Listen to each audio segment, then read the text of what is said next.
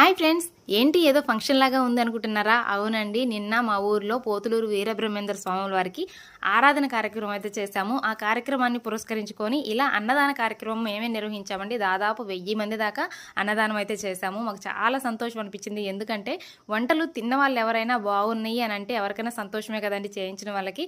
అలానే జరిగింది ఇక్కడ. ఇంక రకరకాల వంటకాలు చేయించాము, చాలా చేయించాము అనమాట. బజ్జీలు, గారెలు, జిలేబీలు, ఫ్రైస్, అలానే 2 రకాల కుర్మాసు, వెజ్ పలావు, పులిహోర, వైట్ రైస్, పెరుగు చట్నీ, ఇంకా చెప్పాలంటే చాలా ఉన్నాయి.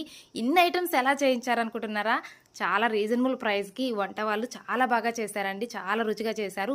మీరు కూడా ఏవైనా ఫంక్షన్లకి వెజ్ కానీ నాన్ వెజ్ కానీ ఏ రకాలైనా చేస్తారంట. వీళ్ళని సంప్రదించి మీరు చేయించుకోవాలనుకుంటే డిస్క్రిప్షన్లో వీళ్ళ నెంబర్ ఇస్తాను, తప్పకుండా సంప్రదించుకోండి. ఎక్కడికైనా వచ్చి మనకి వంటలు చేస్తారంట. చాలా బాగా చేశారండి. నిజంగా మాకు చాలా సంతోషం అనిపించింది. చూడండి అన్నదాన కార్యక్రమం ఎంత బాగా జరిగిందో. ఈ వీడియో మీకు నచ్చితే లైక్ చేయండి, షేర్ చేయండి.